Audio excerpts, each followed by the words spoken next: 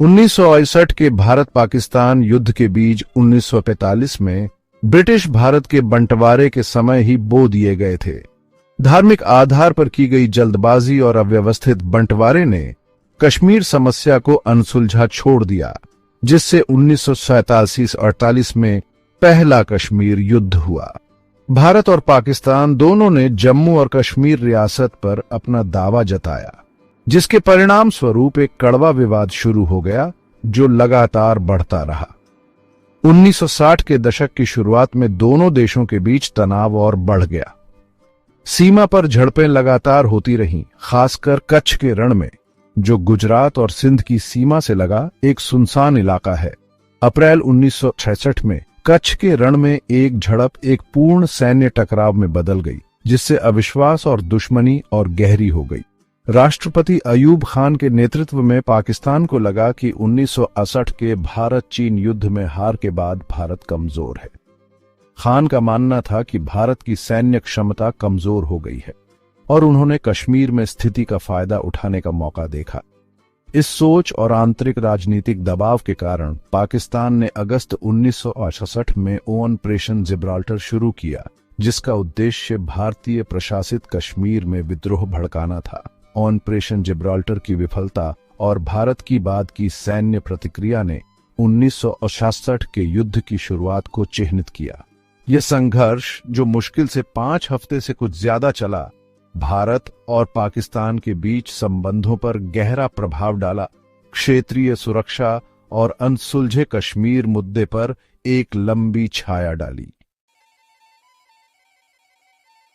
Spain पर मुस्लिम विजय के नाम पर ऑपरेशन जिब्राल्टर 1961 के बाद भारत की कमजोरी का फायदा उठाने का पाकिस्तान का प्रयास था। अगस्त 1966 में शुरू किया गया इस ऑपरेशन में पाकिस्तानी सैनिकों को स्थानीय लोगों के रूप में छिपाकर भारतीय प्रशासित कश्मीर में घुसपैठ करना शामिल था। उद्देश्य भारतीय शासन के खिलाफ विद्रोह भड़काना और अंततः इस क्षेत्र को आजाद कराना था। हालांकि ऑपरेशन को बुरी तरह से सोचा और अंजाम दिया गया था। पाकिस्तानी योजनाकारों ने भारत के प्रति कश्मीरी आबादी की वफादारी को कम आंका था। विद्रोह करने के बजाय स्थानीय लोगों ने घुसपैठियों की मौजूदगी की जानकारी भारतीय अधिकारियों को दी। यह खुफिया जानकारी भारत के लिए पाकिस्तान के गुप्त अभियान का प्रभावी ढंग से मुकाबला करने के लिए महत्वपूर्ण साबित हुई। घुसपैठिए, जिनके पास अच्छे हथियार नहीं थे और स्थानीय समर्थन की कमी थी, की पहचान भारतीय सुरक्षा बलों ने जल्दी ही कर ली और उनसे लोहा लिया। ऑपरेशन जिब्राल्टर कोई खास कामयाबी हासिल नहीं कर पाया और इसका उल्टा असर हुआ।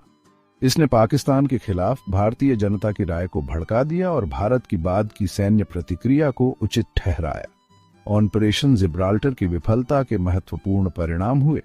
इसने पाकिस्तान की सैन्य रणनीति और खुफिया जानकारी इकट्ठा करने में खामियों को उजागर किया, और तो और इसने भारत को पूरी तरह से पलटवार शुरू करने का बहाना दिया, जिससे संघर्ष कश्मीर की सीमाओं से आगे बढ़ गया। ऑपरेशन जिब्राल्टर की विफलता के बाद भारत ने पूरी तरह से जवाबी कार्रवाई शुरू की, जिसने 1968 के युद्ध की आधिकारिक शुरुआत को चिह्नित किया।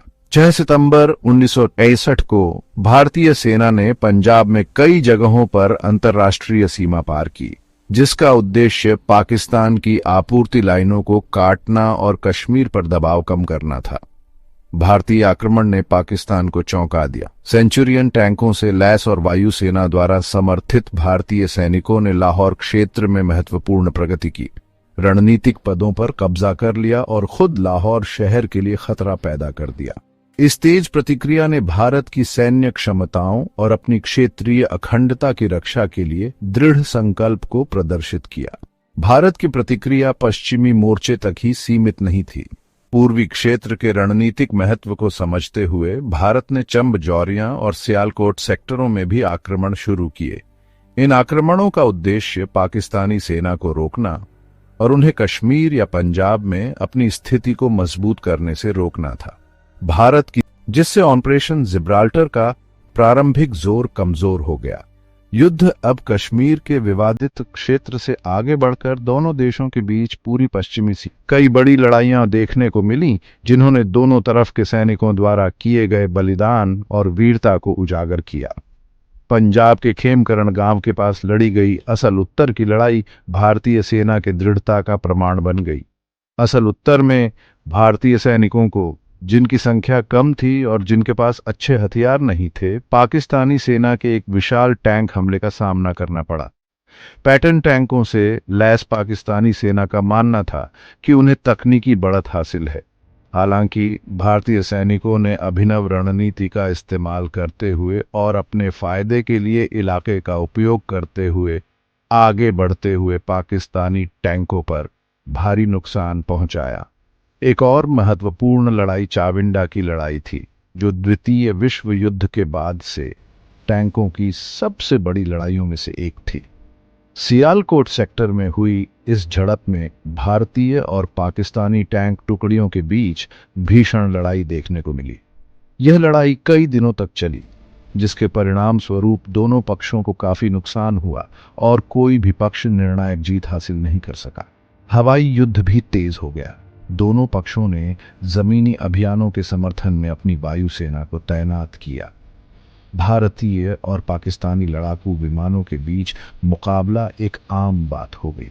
इनमें से उल्लेखनीय था पाकिस्तान वायुसेना के स्क्वाड्रन लीडर सेसिल चौधरी और भारतीय वायुसेना के फ्लाइट लेफ्टिनेंट डेंजिल कीलोर के बीच हवाई मुकाबला, जिसमें दोनों देशों के पायलटों के कौशल और साहस का प्रदर्शन हुआ था। जैसे जैसे युद्ध आगे बढ़ा, भारत और न ही पाकिस्तान निर्णायक सैन्य जीत हासिल कर सका। भयंकर लड़ाई के कारण दोनों पक्षों को भारी जान माल का नुकसान हुआ। संघर्ष के तीसरे सप्ताह तक अग्रिम पंक्ति एक गतिरोध में बदल गई थी। दोनों सेनाएं अपनी जगह पर डटी रहीं और पीछे हटने को तैयार नहीं थीं। दो परमाणु सशस्त्र पड़ोसियों के बीच बढ़ते संघर्ष से चिंतित अंतर्राष्ट्रीय समुदाय ने लड़ाई को खत्म करने के लिए राजनयिक प्रयास तेज कर दिए। संयुक्त राष्ट्र सुरक्षा परिषद ने संकल्प 211 पारित किया, जिसमें युद्ध विराम की मांग की गई और दोनों पक्षों से युद्ध से पहले की स्थिति में वापस जाने का आग्रह किया। सोवियत संघ ने प्रधानमंत्री अलेक्सी कोशिन के नेतृत्व में भारत और पाकिस्तान के बीच मध्यस्थता करने में महत्वपूर्ण भूमिका निभाई। कोशिन ने उज्बेकिस्तान के ताशकंद में एक शांति शिखर सम्मेलन की मेजबानी करने की पेशकश की, जिसमें उन्होंने भारतीय प्रधानमंत्री लाल बहादुर शास्त्री और पाकिस्तानी राष्ट्रपति अयूब खान दोनों को शांतिपूर्ण समाधान पर बातचीत करने के लिए आमंत्रित किया। अंतर्राष्ट्रीय दबाव और यह एहसास कि कोई भी पक्ष निर्णायक सैन्य जीत हासिल नहीं कर सकता है, ने युद्ध विराम के लिए परिस्थितियां पैदा की। 17 दिनों की भीषण लड़ाई के बाद 22 सितंबर 1965 को संयुक्त राष्ट्र द्वारा अनिवार्य युद्ध विराम लागू हुआ, जिससे युद्ध समाप्त हो गया। छठा भाग, ताशकंद समझौता, एक नाजुक शांति। युद्ध विराम के बाद भारतीय प्रधानमंत्री लाल बहादुर शास्त्री और पाकिस्तानी राष्ट्रपति अयूब खान जनवरी 1966 में उज्बेकिस्तान के ताशकंद में मिले। 10 जनवरी 1966 को हस्ताक्षरित ताशकंद घोषणा पत्र दोनों देशों के बीच संबंधों को सामान्य बनाने की दिशा में एक महत्वपूर्ण कदम था। समझौते की शर्तों के तहत दोनों पक्ष अपनी सेना को युद्ध पूर्व स्थिति में वापस बुलाने, बल प्रयोग को त्यागने और राजनयिक संबंध बहाल करने पर सहमत हुए। समझौते में कश्मीर मुद्दे सहित सभी विवादों का द्विपक्षीय बातचीत के माध्यम से शांतिपूर्ण समाधान का भी आह्वान किया गया था। ताशकंद घोषणा पत्र, हालांकि एक राजनयिक उपलब्धि के रूप में प्रशंसा हासिल हुई, को भारत और पाकिस्तान दोनों में मिश्रित प्रतिक्रियाओं का सामना करना पड़ा। भारत में कुछ लोगों ने संघर्ष शुरू करने में पाकिस्तान की भूमिका या कश्मीर मुद्दे का स्थायी समाधान सुरक्षित करने में विफल रहने के लिए समझौते की आलोचना की। दुखद रूप से लाल बहादुर शास्त्री का रहस्यमय परिस्थितियों में घोषणा पत्र पर हस्ताक्षर करने के कुछ ही घंटों बाद ताशकंद में निधन हो गया।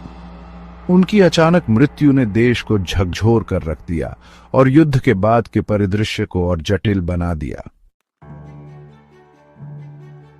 7वां भाग, अनसुने नायक, साहस और बलिदान के किस्से। 1965 के युद्ध में दोनों तरफ के सैनिकों द्वारा बहादुरी और बलिदान के अनगिनत कार्य देखने को मिले। जबकि युद्ध को अक्सर प्रमुख लड़ाइयों और राजनीतिक चालों के लिए याद किया जाता है, व्यक्तिगत साहस और त्याग की कहानियों को पहचान मिलनी चाहिए।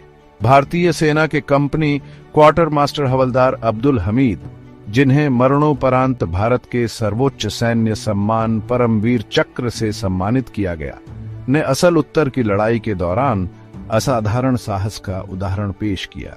एक टैंक रोधी बंदूक चलाने वाले हमीद ने अकेले ही कई पाकिस्तानी पैटर्न टैंकों को नष्ट कर दिया, जिससे दुश्मन की एक महत्वपूर्ण प्रगति को रोका गया और उनके साथियों को प्रेरणा मिली।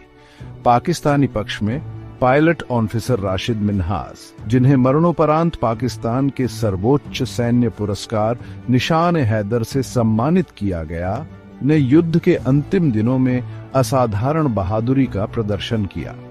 मिन्हास ने एक पाकिस्तानी प्रशिक्षक पायलट को एक प्रशिक्षण विमान के साथ भारत भागने से रोकने का प्रयास किया और विमान को दुश्मन के हाथों में जाने से रोकने के लिए अपना जीवन बलिदान कर दिया। ये 1965 के युद्ध के दौरान दोनों तरफ के सैनिकों द्वारा दिखाए गए वीरता और त्याग के अनगिनत कार्यों के कुछ उदाहरण मात्र हैं। उनकी कहानियां संघर्ष की मानवीय कीमत और अपने राष्ट्रों की सेवा करने वालों की स्थायी भावना की याद दिलाती हैं। 8वां भाग, कश्मीर समस्या, असहमति की विरासत। ताशकंद घोषणा पत्र हालांकि 1965 के युद्ध को खत्म करने में सफल रहा, कश्मीर मुद्दे का स्थायी समाधान प्रदान करने में विफल रहा। इस समझौते ने केवल पूर्व स्थिति को बहाल किया, जिसमें भारत और पाकिस्तान दोनों ही नियंत्रण रेखा द्वारा विभाजित विवादित क्षेत्र के अपने अपने हिस्सों पर कब्जा करते रहे। अनसुलझा कश्मीर मुद्दा भारत पाकिस्तान संबंधों पर एक लंबी छाया डालता रहा। दोनों देश अविश्वास और दुश्मनी के एक चक्र में फंसे रहे, जिसमें विवादित क्षेत्र किसी भी सार्थक वार्ता या सहयोग में एक प्रमुख बाधा बन गया। 1965 के युद्ध के बाद के दशकों में कश्मीर को लेकर कई बार तनाव और सैन्य बढ़ोतरी देखने को मिली। 1999 का कारगिल संघर्ष, जो नियंत्रण रेखा के पार पाकिस्तानी घुसपैठ से शुरू हुआ था, ने विवाद की अस्थिर प्रकृति और संघर्ष के हमेशा मौजूद रहने वाले जोखिम को रेखांकित किया। कश्मीर मुद्दा दुनिया के सबसे जटिल और खतरनाक विवादों में से एक है। यह भारत और पाकिस्तान के बीच तनाव का एक प्रमुख स्रोत बना हुआ है, जो क्षेत्रीय स्थिरता में बाधा डालता है और दक्षिण एशिया में शांति के लिए लगातार खतरा पैदा करता है। 9वां भाग, 1965 की लंबी छाया, क्षेत्रीय सुरक्षा और सैन्य सिद्धांत। 1965 के भारत पाकिस्तान युद्ध का क्षेत्रीय सुरक्षा परिवेश और दोनों देशों के सैन्य सिद्धांतों पर गहरा प्रभाव पड़ा। संघर्ष ने भारत पाकिस्तान संबंधों की अस्थिर प्रकृति और कश्मीर मुद्दे पर बढ़ते तनाव के हमेशा मौजूद रहने वाले जोखिम को उजागर किया। भारत के लिए युद्ध ने दो मोर्चों पर अपनी क्षेत्रीय अखंडता की रक्षा करने में सक्षम एक मजबूत सेना को बनाए रखने के महत्व को मजबूत किया। 1965 के युद्ध के अनुभव ने भारतीय सशस्त्र बलों के एक महत्वपूर्ण आधुनिकीकरण और विस्तार को जन्म। टैंक युद्ध और वायु शक्ति पर विशेष ध्यान दिया गया। दूसरी ओर पाकिस्तान ने 1965 के युद्ध से अलग सबक लिया। अपने उद्देश्यों को हासिल करने में विफल रहने के बावजूद पाकिस्तान ने संघर्ष में अपने प्रदर्शन को एक सापेक्षिक सफलता के रूप में देखा, जिसमें उसने अपनी सेना की लड़ाई की भावना और रणनीतिक क्षमता की प्रभावशीलता पर प्रकाश डाला। 1965 के युद्ध ने गुप्त अभियानों पर भरोसा करने के खतरों